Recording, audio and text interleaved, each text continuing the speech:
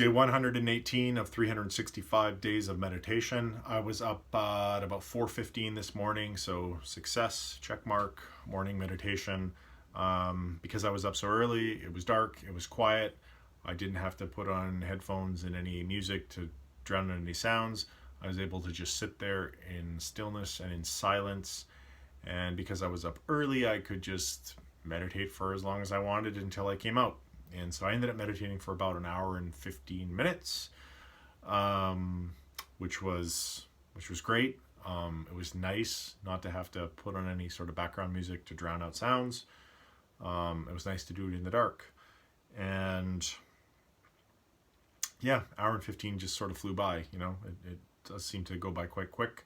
Had a few interesting sort of thoughts and experiences during the meditation, and some things sort of pop into my head related to that after the fact, and so I sort of just jotted them down.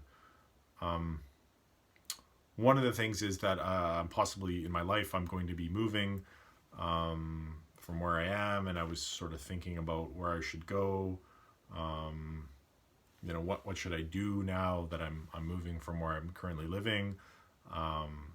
I was looking for some direction. You know, do I move further away from friends and family in order to live a little bit more remotely, live in a place that is a little quieter, that has access to sort of the, you know, outdoor activities in nature that I really enjoy, and that also make me sort of feel more relaxed, less anxious, and, you know, sort of struggling with that decision. Move further away and get more of what I want in terms of quality of life, or stay closer and remain closer to friends and family, which I also value, and are important. Both are important for mental health and well-being.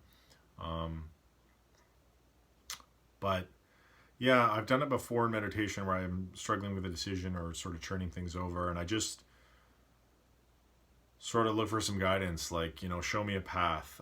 I use the phrase show me. My wife actually suggested I try that one time in meditation. I don't say it out loud, but I think to myself, show me, like when I'm struggling with something. And the idea is that I want to stop thinking so much about it. And I don't think necessarily it's like some divine intervention. I'm not a religious person. There's some being in the sky that's guiding me towards what I should do. It could be just I'm priming my subconscious to sort of point out the action that makes the most sense for me, or that ultimately underneath all the chatter that I want to take,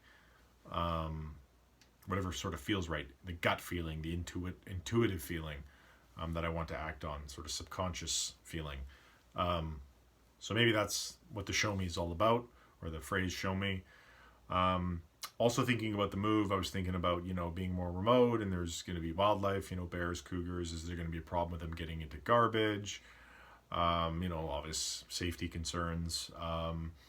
You know, being remote, will there be a better chance of theft? Obviously living in an apartment like I do, in a pretty safe neighborhood, there's zero chance of that. But when you're out in the sort of wilderness, maybe middle of nowhere, potential issues, especially if you don't have a guard dog, so to speak.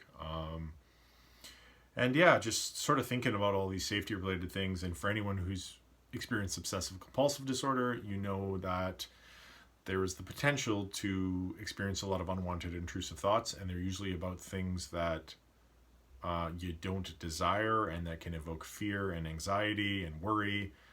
And yeah, so try not to get lost in that cycle, because my brain definitely has ran through those patterns many, many times in my life, and they're pretty ingrained, although I'm trying to uproot them, so to speak. So I sort of asked myself, you know, the question is, am I living in fear? And then thinking, you know, if I do make the move to the more remote place, if that ends up being ultimately what I decide, you know, is this just a good opportunity to face my fears? And then if they are, nothing happens that I'm thinking about or worrying about, then, you know, there was nothing, it's just proof there was nothing to worry about in the first place. And if something does happen, it's probably not going to be the end of the world, and, you know, I can experience it, move through, and, you know, show myself that I'm more resilient than I'm giving myself credit for, and there's nothing to worry about either way.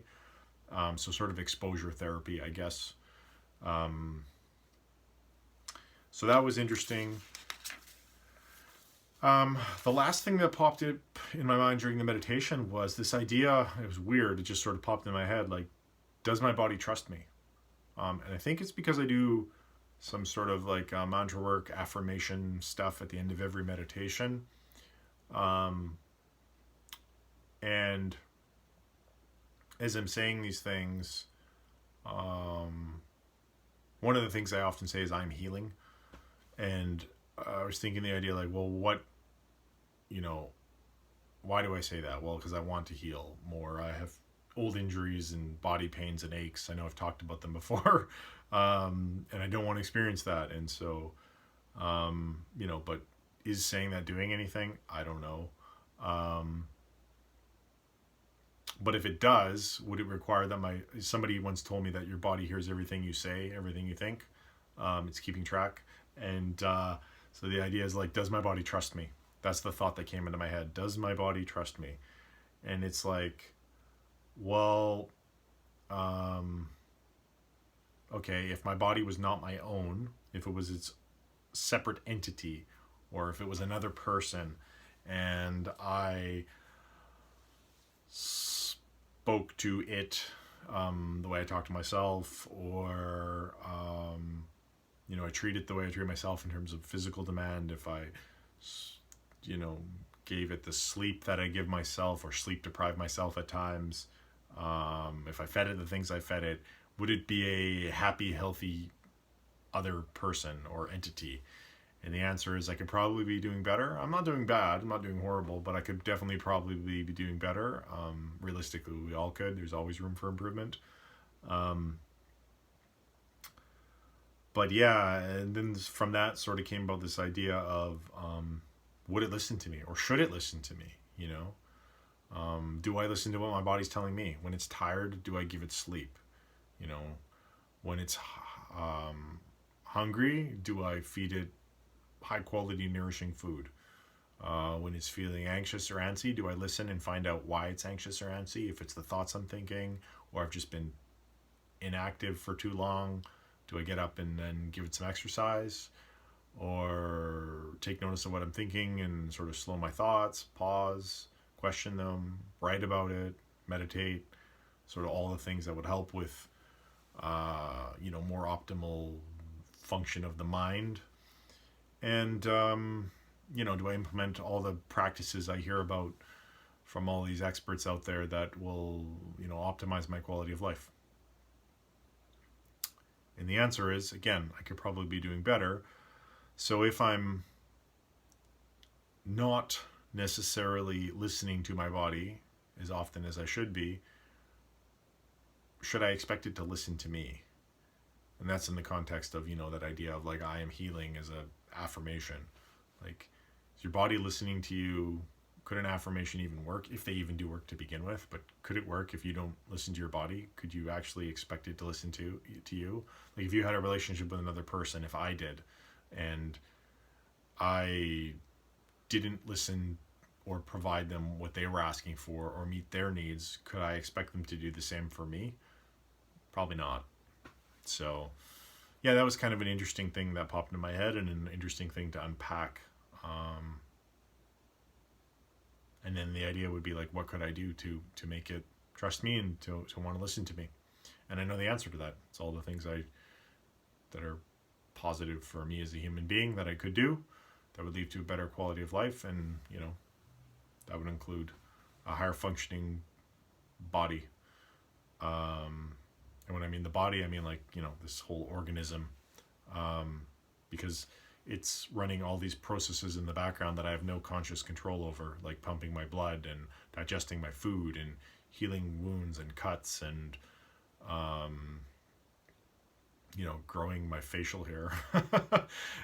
It's doing all those things in the background, and I have no control over it, and they are required for my optimal health and well-being and for my very existence. So it is important that that I give it what it needs, and that it would sort of maybe potentially listen to more intentional command, or that it would trust me. At least I think so. And again, I don't know what necessarily any type of mantra or affirmation work would do. Maybe beyond priming myself to look for opportunities that might cause that affirmation to materialize, and that would be the reticular activating system being reprogrammed. And I don't know how effective mantra work is, or affirmation work is, at sort of reprogramming or programming the RAS. And for anyone who's interested in what a reticular activating system is, Mel Robbins has some interesting talks about it on YouTube. Anyway, yeah, that's it for today. I'm done my rambling. In closing, if you are struggling at all with your mental health, talk to somebody. Do not suffer in silence. From my own experience, I know it is well, I don't know if it's the worst thing you could do, but it's definitely horrible to feel isolated and alone when you are struggling with your mental health, when you are in a state of deep anxiety or despair or depression. Yeah, human connection is a powerful antidote to anxiety and depression. And we're tribal creatures. We all need human connection. And if we're struggling, there is no better time to reach out for some human connection. That's it for today. Thanks for watching. Have a wonderful day.